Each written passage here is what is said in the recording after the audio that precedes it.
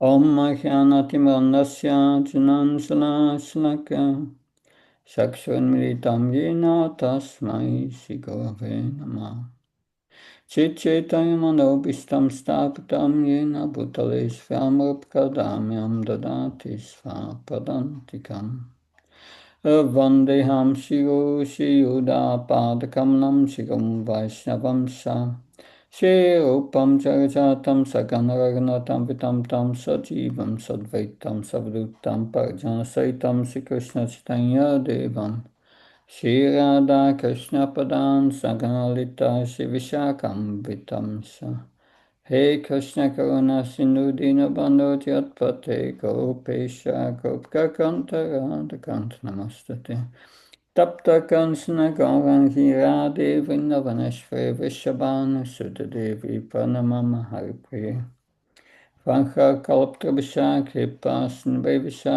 Padnam Pavanabhyo Vaishnavyo Namo Namah Jaya Shri Krishna Chaitanya Prabhu Nityananda Shri Advaita Gadadhar Shivasadi Gaura Bhaktavinda Hare Krishna Krishna Krishna Hare Hare Hare Rama, Rama Rama, Hare Hare. Namo Vishnu Padaya Krishna Pastaya Bhutale Srimati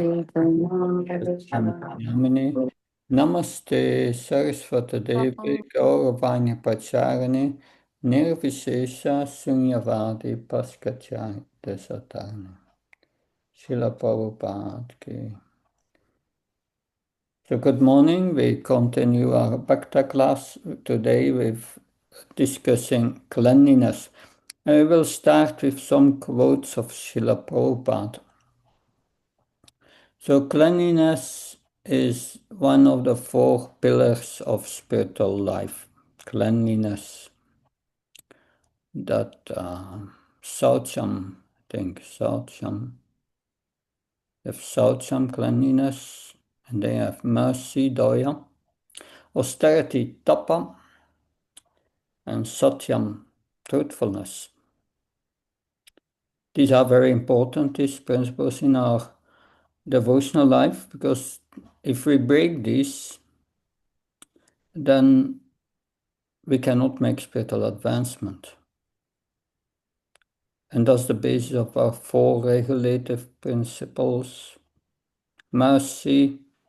If you eat meat, fish, eggs, you kill animals, that's not merciful, then you lose mercy in the heart.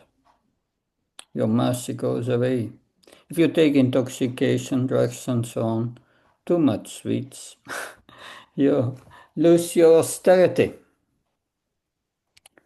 Cannot be austere. We need that for spiritual life. Truthfulness means, yes, I'm the body, I'm a spirit soul, not a body. And if we are in the body concept of life, we are not truthful with ourselves. Yeah, because we are not a body. So these are these four principles, and the one we are discussing is cleanliness. The best way of purifying oneself is the pure chanting of Hare Krishna, Krishna Krishna, Hare Hare, Hare Rama, Rama Rama, Hare Hare. Of this chanting, we will discuss later all the much more details. But Prabhupada said, always a devotee is clean, inside, outside. Inside cleanliness, we chant japa. Japa 16 rounds to cleanse our heart from lust, anger, greed, madness, illusion, envy, desire for profit and adoration, and so on. That we cleanse the heart by chanting Hare Krishna. Externally, we must cleanse the body. We get up, we take a shower, and we take prasadam, we cleanse our mouth, we are clean. That before eating, we wash our hands. That before touching something belonging to Krishna is paraphernalia for worship. We purify our hands, that we purify our body. So here, but Prabhupada has some quotes here. We will discuss these quotes one by one. By discussing these quotes gives us a deeper insight of what cleanliness means. That Lecture 1976, if we don't lead a Brahminical life, we are not allowed to call ourselves Brahmins. You may be the son of a respected High Court judge, but if you don't have the required qualification, you cannot call yourself a judge. There has to be an institution for training and educating Brahmins.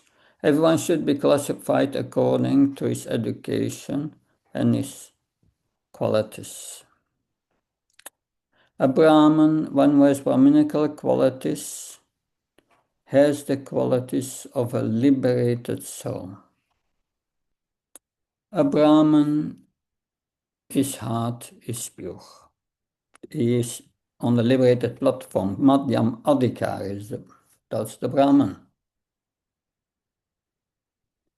Does that mean when we get a Brahminical initiation in ISKCON that we are a Brahman?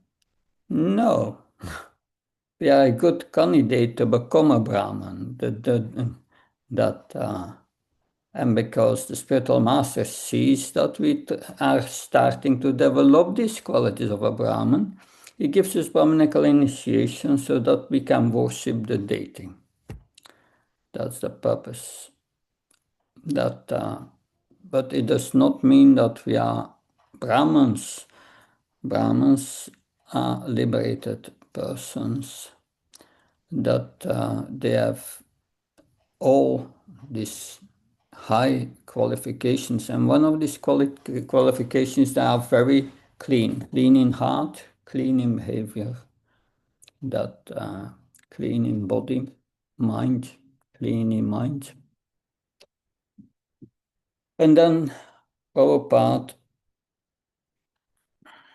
quotes Shivihara Dana Nityanana Shingaratan Mandira Marjanada. Marjanada means cleansing. That's the translation. We are supposed to sing that every morning because this is the third verse of the Gurvastakam. Remember the name Gurvastakam, 8 verses. And these 8 verses of Gurvastakam, they describe the qualities of the spiritual master and activities of the spiritual master. The spiritual master, along with his disciples, is always engaged in cleansing the temple of Shri Radha Krishna. If the cleanliness is neglected, it is a sure sign of laziness. If one is lazy, one doesn't keep his environment clean. First, let me sleep. This is the mode of ignorance, tamagun. We have to overcome rajagun and tamagun. Sattvam visudam vasudeva saptitam. The heart has to be pure if we want to receive Krishna and allow him to reside there pleasantly. There's a lot of things in this verse. That cleanliness, with cleanliness is satyam, cleanliness means the mode of goodness. That sattva. And it defeats passion and ignorance. So if we sleep, that's ignorance. We get up in the morning. Do we directly come to goodness? Therefore, when we get in the morning, how do we get out of ignorance? The first thing you do in the morning when you get off, you offer your obeisance by saying the pranam mantra of our spiritual master, and then the pranam mantra of Srila Prabhupada. When we were in the ashram, we were getting up in the morning. We were offering our respect to spiritual master and Srila Prabhupada.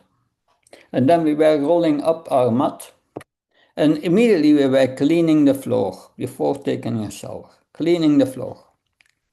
The ashram is clean, especially the place where you have slept, because that's full of ignorance. You remove the ignorance by cleaning that place. And then you take a shower. If cleanliness is neglected, it's a sign of laziness. So we cannot be lazy in spiritual life. Spiritual life means action, cleanliness. So this is Tamaguna Prabhupada. And then he quotes this verse from Lord Shiva speaking to Parvati.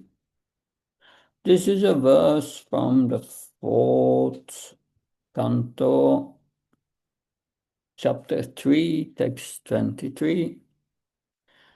So it begins like here, Sattvam Visudam Vasudeva Saptidam Yatiyate Tatra Pumamma Pavrita Sattve Satasmam Bhagavam Vasudevo Yadoksayome Namasa Vidiyate. Lord Shiva speaking to Sati, explaining, it's giving factually a definition of Krishna consciousness. He says, this Krishna consciousness, he says, I'm always engaging in offering obeisance to Lord Vasudeva in pure Krishna consciousness. Krishna consciousness is always pure consciousness, in which the Supreme Personality of Godhead, known as Vasudeva, is revealed within any covering. So Krishna is in our heart. We are also there. But we don't see Krishna there. Why? Because of the mode of passion and ignorance. But if we remove this passion and ignorance by cultivating sattva gun, only pure activities, purity in thought, Krishna conscious activities, then only the heart becomes purified. And when the heart is purified, we want to put a throne in our heart and invite Krishna to sit. He's already sitting there, but yes, but then it is, because it says, it's revealed without any covering. So Krishna is there, but this covering is Rajaguna Tamaguna. We have to remove that by cultivating cleanliness. It's a very deep subject matter. Essence of our Krishna consciousness, be clean. Text letter 3, from a letter from Prabhupada 1971. In India, it is custom that the kitchen is not even in the same building where the living rooms are, because living rooms are contaminated. After cooking, all the pots are thrown away. They were earthen pots. This is not possible in your country. Therefore, you have to keep the utmost cleanliness. Krishna does not require opulent offerings. He appreciates the sincere endeavor. A clean kitchen is more important than an opulent offering. If the kitchen is neat and clean, then the offering will be good. If the offering is so-called opulent offering, but the kitchen is not clean, Krishna will not like it. So, Krishna will not like. We want to please Krishna. and Krishna does not like it. The kitchen must be clean, and we must cleanse our heart before we cook. Chant Hare Krishna. Very, very clean outside. Therefore, to cook for Krishna, one must chant 16 rounds, internal cleanliness. External cleanliness, very clean. Otherwise, Krishna says, Krishna will not like it. But Krishna agreed to accept your offering if he does not like it. No, we are there to serve Krishna, to please Krishna. So cleanliness is very important. Everything what you do in your life, you should think, is that clean? I'm going to touch that. After touching that, will my hand be clean? No. So many people touch the door that. So 1971 to Rishi Kumar. Krishna consciousness means to have a clean bead bag. So we have to wash our bead bag regularly to keep it clean. So in the early days of the movement, Srila Prabhupada instructed the devotees to clean their plates and the cooking pots right after honoring prasad. When one of the leaders saw that the devotees were not following his order, he asked Srila Prabhupada which method he should use to get devotees to the point of following. The order of the spiritual master should be sufficient, replied Srila Prabhupada. So, instructing to clean their plates and the cooking pots right after honoring prasad. So, of course, before we take prasad, we offer to Krishna. When the offering is taken, you have to clean up first. First, we have to do what they call the transfer. You transfer all the bowls, Krishna's bowls, which are mostly silver. You transfer the prasadam to other recipients meant for distribution. And then you clean all the pots, or all the offering pots or bowls. Wash them, dry them, put them away, and then you can serve the devotees, not before. That must be done first. It must be all clean. While cooking for Krishna, if you use a pot and then or paraphernalia and you don't need them anymore, immediately wash while you are cooking. By the end, when the cooking is done, everything is clean. Constantly wash while you are preparing.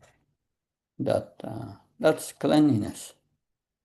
That's how Bhakti Sharma told me. Should wash while you don't need something immediately clean. And then afterwards, you can serve the prasad.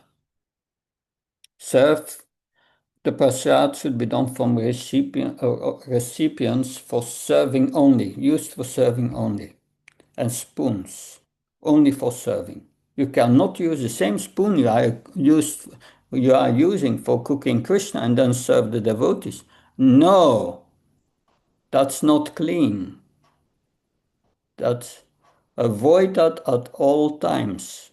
You have special serving spoon for serving, and they are not using for cooking. And they should be washed separately. 6. In Dallas and Edinburgh, the devotees complained that there were rats in the temple. So they asked Srila Prabhupada whether they were allowed to kill them. Srila Prabhupada's answer was, no, you should be killed because you took the vow of cleanliness but did not keep it. So he makes the point the rats come because it's not clean. So after the Sunday feast, we clean everything spotlessly. Don't leave anything anywhere. If you that someone left prasadam there or there, what do? Oh, you can say, oh, the devotee has to clean that. No, that it reminds me of that Bhakti Tirtha Maharaj, what he told us when he was in the army. His commander told all the soldiers, you should not come and complain. If you see something is not in order, you fix it. Don't complain, you fix it. And that should be our mentality. If you see something in the temple room which is not clean, not okay, you clean it up. Fix it. Give the example. But we should have this mentality that I cannot stand uncleanliness. I cannot stand something which is not in order in the house. Everything should have some place, order, planning with intelligence. That's goodness. That's very important in our lives. We can say, oh, it's a little thing. No, it's not a little thing. It's a big thing if we want to make spiritual advancement. That mentality of being clean, that mostly, I have it always with me. When I touch something, well, I should have always with me. It's this. See this? It's if you push on it, yeah, you get water, you cleanse the hand, you touch something, you have this with you. That I know Chandra Malimar says always that with him also. I try also this water with you to cleanse. You touch something. That also when some Mataji said that what was the sister of Srila Prabhupada, that Pishama, I think, that she touched something and immediately cleaning. That's yeah. You go to the toilet before you wash your hand, afterwards you wash your hand. That it's all this cleanliness. So Srila Prabhupada once wrote to one devotee in London, each room should be clean as a mirror, otherwise you invite rats. That 8. Once Srila Prabhupada was on a morning walk in Hawaii. He passed the prasadam room. Seeing him, the devotees were in so much ecstasy that they dropped everything and ran after Prabhupada. His divine grace led everyone on the compound and then returned to the temple. Soon later, Gaur Kripa complained to Prabhupada about the leftover prasadam and the unclean prasadam room, and also mentioned how he had difficulties to bring devotees to the point of cleaning. Srila Prabhupada, if a devotee doesn't clean, he can go home again and live with his mother. Quite heavy. So when you are clean, you are in the spiritual world, Vaikuntha. When you are dirty, you are in the material world. So we should not touch our mouth, and then the other things. When you touch your mouth, you clean your hands. Srimad Bhagavatam 4, 4 14, 15. Those who do not regularly bath are supposed to be in association with ghosts and crazy creatures. Yes, this is another important point. that if we are not clean, we are inviting ghosts and crazy creatures, subtle beings. And they influence our sleep, give us bad dreams, so many things. Because we are not clean. So the place where you are sleeping, keep it clean. Wash the sheets regularly. So that's about cleanliness. Chapter 6, putting on tilak. Yes, tilak. So we will read what's mentioned here. Tilak refers to the marking which Vishnu devotees apply to their bodies to remind themselves and others that we are eternal servants of Lord Krishna. The U-shaped mark represents the heel of Lord Vishnu, and the oval part represents the tulsi leaf. Tilak is applied to 12 parts of the body, and the 12 names of the Lord are recited with each application. To apply tilak, start with a little Ganges or Yamuna water. If you don't have any, get some water and stirring it up with your right finger and chant. But just a moment, I'm going to show that.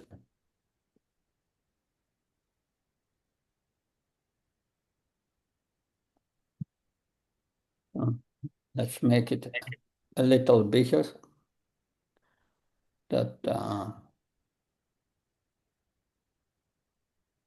So this is pot.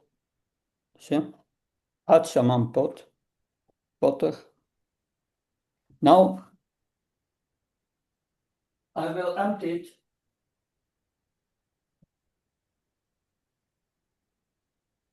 So I cleansed my right hand. I have the pot here with water. Now we go back to the text. Share.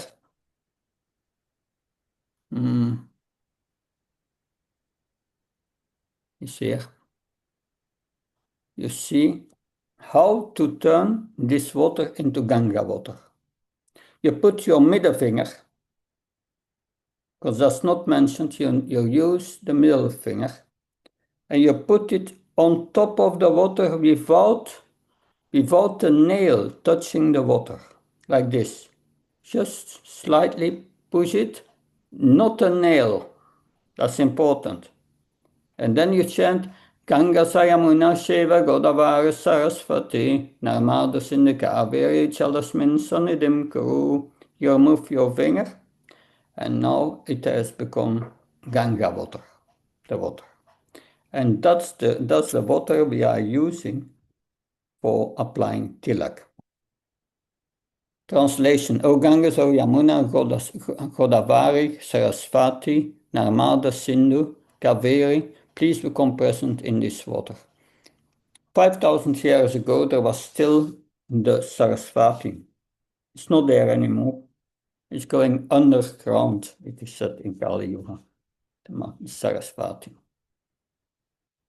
So it says is, put the water in your left hand and rub the tilak into the water, creating a wet paste out of clay. So you have here. I have here also Ganga water with me. But you can also make it like this. This is mirror, small mirror. Tilak. This is the V sign. We use it, but not on all places of the body, but not on the head. He said, you rub with your left hand, you rub the tilak. First you put some water on your hand, and then you rub it so that it creates a wet paste out of clay in the hand. And then you put your ring finger, that ring finger, that's normally the ring finger, this finger. You put it on the clay, and then you apply it here. First up, normally in one time, and then you put the leaf here and make it with your other finger a little sharp. So that's how to put tilak on the forehead. So begin by putting your ring finger on the right hand into the clay and starting between the eyebrows, bring the finger straight up to the hairline, making two straight lines. It should look like a long, narrow U shape. Then use some more tilak to make the tulsi leaf on your nose. It should extend about 3/4 of the way down your nose. As you apply the tilak to your body, you chant the following mantras. And here you have the mantras. On the forehead is Om Keshavaya Namaha. Then on the belly, the chest, the neck, the right belly, the right the right arm, the right shoulder, the left belly, the left arm, the left shoulder, upper back, lower back, and what's left on the head. Take the remaining tilak. Take the remaining tilak and wipe it on the back of the head in the area of the Sika and chant Om Vasudeva Namaya. Lord Shiva says Parvati that in the middle of the tilak marking there is a space, and in that space resides Lakshmi and Narayan. Therefore, the body that is decorated with tilak should be considered the temple of Lord Vishnu. That's also, we explain it like that. That if people ask, why are you putting on tilak? We are putting on tilak to show that, to remind everyone that the body is a temple of the Lord. And to remind others of that. So if others see it, they will remember Krishna, they will remember Vishnu. Therefore, it's important to put tilak. To put tilak that every day, that if so, yeah. First, I want to speak about mantras for protection. Mantras of protection are many times called nyasa mantras.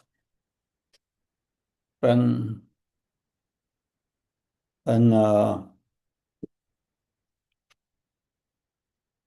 Krishna, as a baby, killed Bhutan, the Bhutan witch. Then after he killed Bhutan, of course, Bhutan's body, when she left her body expanded. And little Krishna was on this big body. And the gopis went to get Krishna.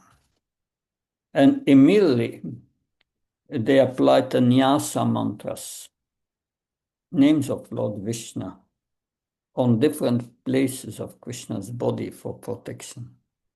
So it's also, we can say, a protective armor, spiritual protective armor. So it's important. We put that every day. If for social reasons you cannot put visible tilak, do it at least with water here, and the rest with tilak for social reasons. But it's better to put just straight tilak. My Gurmats told I was in India. The people some devotees were working in a factory. So many came with tilak, but the boss was a Muslim, and he said, you cannot do that anymore, or you cannot work here. And So everyone stopped doing only one devotee. He continued wearing tilak. And, and the boss said, okay, I will make an exception for you because you are so sincere. So we have never to be careful about what people think in that sense. That okay, chapter 7 is about next point, chanting Hare Krishna. Here a lot of things is to be said, but let's start reading first. The transcendental vibration established by the chanting of Hare Krishna, Krishna Krishna, Hare Hare, Hare Rama, Rama Rama, Hare Hare, is a sublime method of reviving our Krishna consciousness. As living spiritual souls, we are originally Krishna conscious entities, but due to our association with matter from time immemorial, our consciousness is now polluted by the material atmosphere. The material atmosphere in which we are now living is called Maya or illusion. Maya means that which is not. And what is this illusion? The illusion that we are trying to be lords of material nature, while actually we are under the grip of our stringent laws. When a servant artificially tries to imitate the all-powerful master, this is called illusion. In this polluted concept of life, we are trying to exploit the resources of material nature. But actually, we are becoming more and more entangled in inner complexities. Therefore, although we are engaged in a hard struggle to conquer nature, we are ever more dependent on her. The illusory struggle against material nature can be stopped at once by the revival of our Krishna consciousness. Krishna consciousness is not an artificial imposition of the mind. This consciousness is original energy of the living entity. When we hear the transcendental vibration, this consciousness is revived. And this is the process recommended of the age by the authorities. By practical experience also, one can perceive that by chanting this Mahamantra or the great chanting for deliverance, one can at once feel a transcendental ecstasy coming through the spiritual stratum. When one is factually on the plane of spiritual understanding, surpasses the stages of the senses, mind and intelligence, one is situated in the transcendental plane. So in the beginning we chant Hare Krishna, and very soon after chanting in the beginning, you feel I'm different from this body. That's the first feeling that comes up. It's very powerful that this chanting brings us back to our original consciousness. So it's removing all our misconceptions. And when Cheto Darpanam Archanam Bhavama Dabhni Nirbhapanam. Yeah. Cheto Darpanam Archanam. Cheto Darpanam. The mirror of the heart, of the Cheta. Marjanam is cleansed by the chanting of Hare Krishna. So this chanting of Hare Krishna, Krishna Krishna, Hare Hare, Hare Ram, Ram Ram, Hare Hare, is directly enacted from the spiritual platform, and thus this sound vibration surpasses all lower strata of consciousness, namely sensual, mental, and intellectual. There is no need, therefore, to understanding the language of the mantra, nor is there any need of mental speculation or any intellectual adjustment for chanting this mantra. It springs automatically from the spiritual platform, and as such, anyone can take part in the chanting without any previous qualification and dance in ecstasy.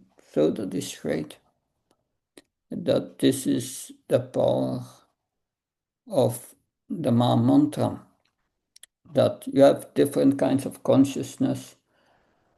These types of consciousness, they are described in the 13th chapter of Bhagavad Gita, different kinds of levels of consciousness. And it's explained there in text 5 in the purport. The Brahma Pucham Pratishta. Pucham, that is, 5 levels of consciousness described in the Taittiriya Upanishad. Prabhupada writes, there is a manifestation of the Supreme Lord's energy known as Annamaya, dependence on food existence. This is materialistic realization of the Supreme. So that's the lowest material platform of consciousness. Where is food? Where is food? Where is food? Where is food?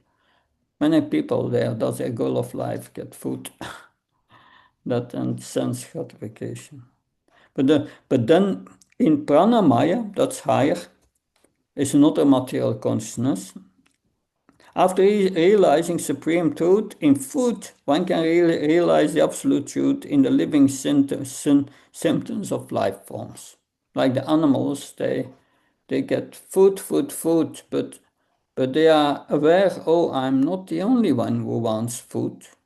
There are also competitors who want food that strive to defend myself. So there are also other living entities.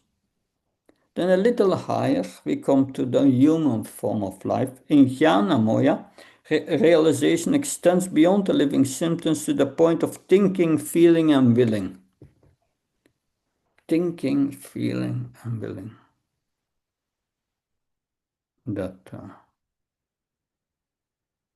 So that's the human form of life. In passion, we think, feel. Thinking, feeling, willing. And we want to give pleasure to the body.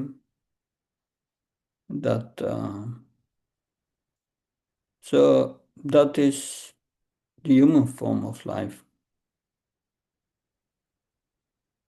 They get pleasures from art, from science, studying science, a nice orchestra who plays,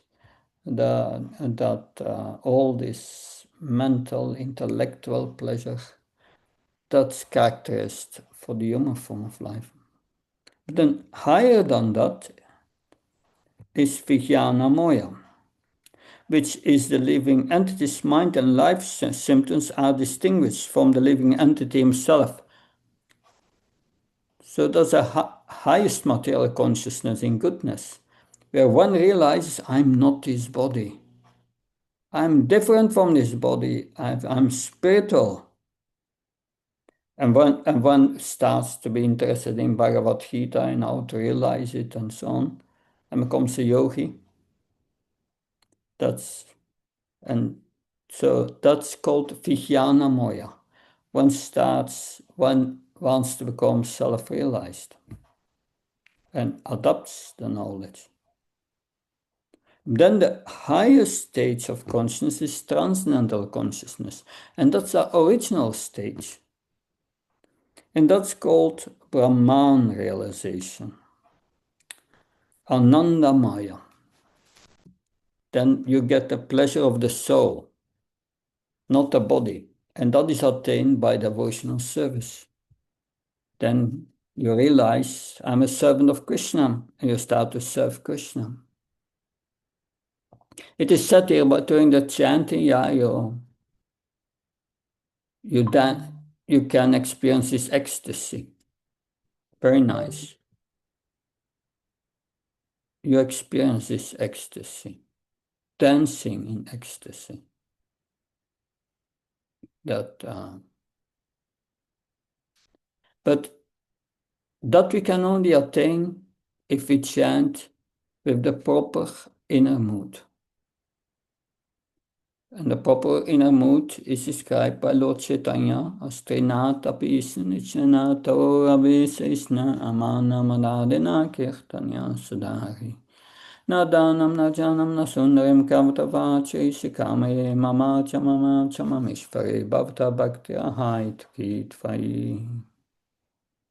One must be more tolerant on a straw in the street, more humble on a straw in the street, more tolerant on a tree. Devoid of all prestige, false prestige, one should be ready to offer all honor to others and not ask honor for oneself. One should, in that state of mind, one can chant his holy names constantly. And one should not want wealth, not want relations with the opposite sex. Does not want followers. One should only want to serve Krishna without asking something in return, even not wanting liberation, just living for the pleasure and acting for the pleasure of Krishna. If you chant in that mood, you immediately feel ecstasy. But because we make offenses, we don't feel the ecstasy. Offenses against these principles by disrespecting devotees, by disrespecting the holy name, by disrespecting the scriptures, and so on. Good. So Prabhupada continues. We have seen this practically. Even a child can take part in the chanting, or even a dog can take part in it. Of course, for one who is too entangled in material life, it takes a little more time to come to the standard point. But even such a materially engrossed man is raised to the spiritual platform very quickly. When a mantra is chanted by a pure devotee of the Lord in love, it has the greatest efficacy on the hearers. And as such, this chanting should be heard from the lips of a pure devotee of the Lord, so that immediate effects can be achieved. As far as possible, chanting from the lips of non-devotees should be avoided. Milk touched by the lips of a serpent has a poisonous effect. And then, okay, we should hear the chanting from a pure devotee. That's most beneficial. We have the japa of Prabhupada. You can hear the japa during the day, everywhere, every moment. You can turn it on and hear Prabhupada chanting japa while you are doing something else, but it purifies the atmosphere. The word Hara is the form of addressing the energy of the Lord, and the words Krishna and Ram are addressing the Lord himself. Both Krishna and Ram mean the supreme pleasure, and Hara is the supreme pleasure energy of the Lord, changed to Hara in the vocative. The supreme pleasure energy of the Lord helps us to reach the Lord. So Hare. Hare is Radha. Krishna is Krishna. Radha, Krishna. Hara or Radha is Krishna's internal potency, especially the Ladini Sakti, the potency that gives pleasure to Krishna. So we have to come to Krishna through Radharani. No way to go directly to Krishna. We come to Krishna through Radharani. Therefore, we have 16 names in the Mahamantra and 8 times the word Hare, the vocative of Hara. Because we can only connect with Krishna through Radha. And Radha is the representative of Radha, is Balaram, is Lord Nityananda, the spiritual master. He is representing Radharani and the mercy of Radharani. It's important, if we think of Krishna, we think of Radha. Radha and Krishna is always together. Demonic people want to get Radha and Krishna apart. Sita and Ram apart. I want Sita but not Ram. That's the materialistic idea. The devotee wants Krishna's energy with Krishna. Use it in Krishna's service. Radha and Krishna together. The materialists want to separate. It's a separatist mentality, Prahlad says. So this is very important to understand.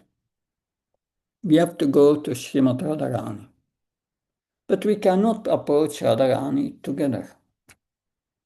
We have to be careful. We cannot put in our home just a picture of Radharani. Prabhupada said Radha and Krishna always together, always together.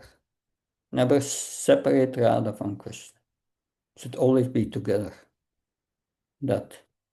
But we cannot approach Radha directly. Therefore, we approach him to the spiritual master and through Lord Chaitanya. Lord Chaitanya is Krishna in the mood of Radharani. Sri Krishna Chaitanya Radha Krishna Naya Anga. Lord Chaitanya is Radha and Krishna together. That they are together in Lord Chaitanya. But Lord Chaitanya is most merciful. So for us to get the mercy of Radharani, we must please Lord Chaitanya. Therefore, before chanting the Hare Krishna mantra, we chant Jai Shri Krishna Chaitanya Prabhu Nityananda Advaita Gadadhar Shivas Adi Gaura Bhaktavan. First, we address Lord Chaitanya and his associates to get the mercy. And then with his mercy, we can chant without offenses. That it's so important, before chanting Hare Krishna mantra, to chant the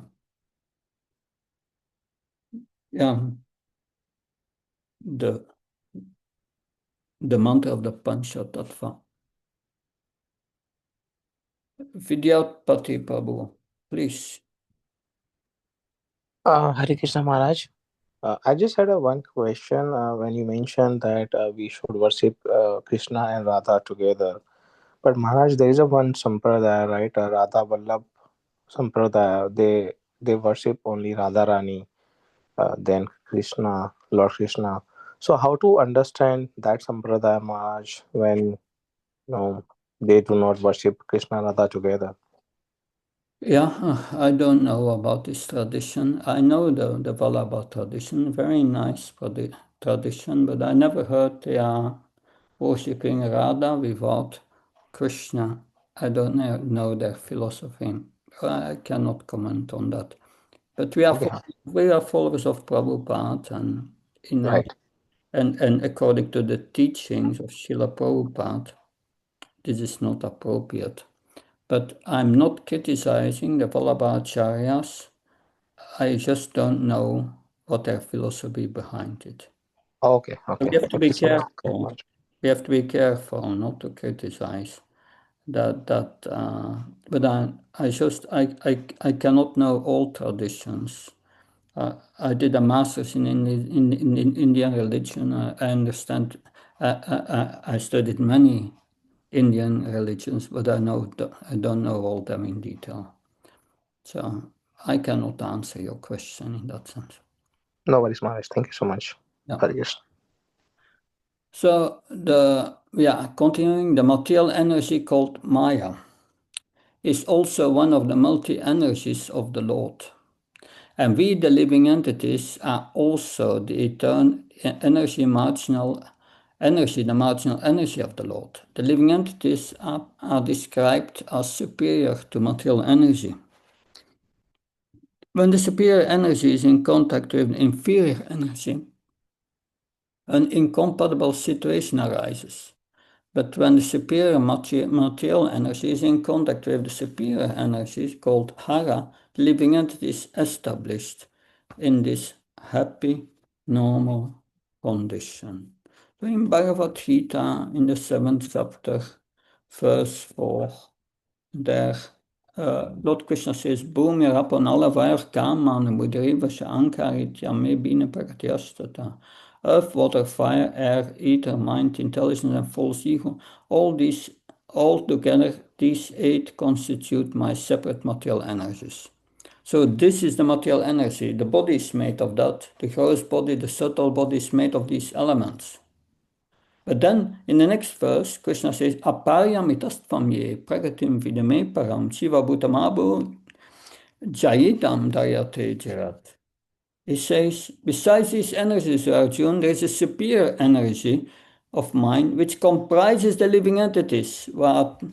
And these living entities, these souls, are higher energy, spiritual energy, and they are trying to exploit the lower energy. Is that a good idea? A higher energy trying to exploit the lower energy? And the lower energy, the material energy, is going to control the higher energy by Maya. Is that okay? We are under control of a lower energy if we are higher energy? No, it's a disaster.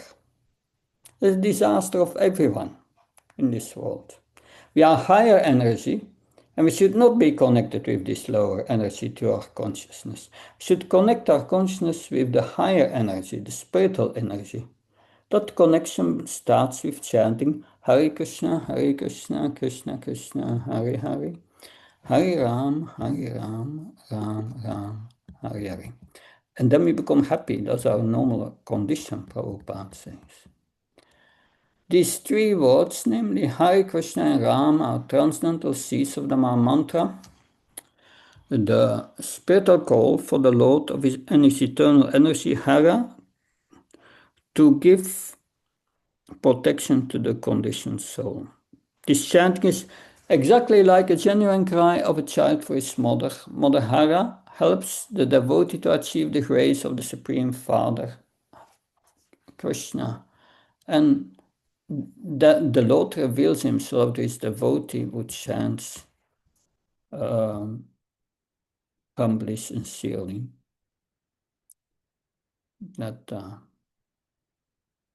And then you have at the end here what I mentioned before, the Trinata Pishnechna verse.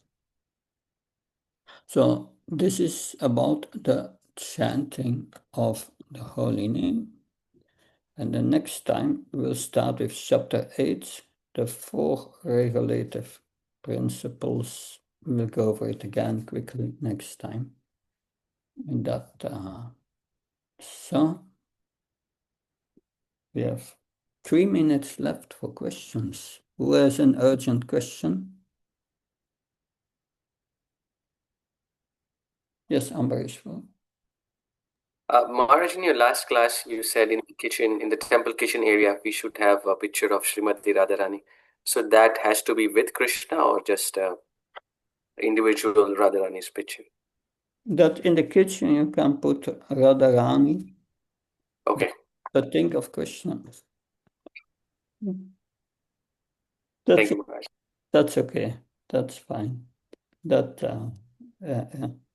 but maybe better is Radha and Krishna together, yes. Okay. Anything else? Good. Then we continue next week. Hare Krishna. Thank you, Maharaj. Thank you so Hare much. Krishna Maharaj, thank you. Hare Bo. Hare Krishna Maharaj, thank you so much.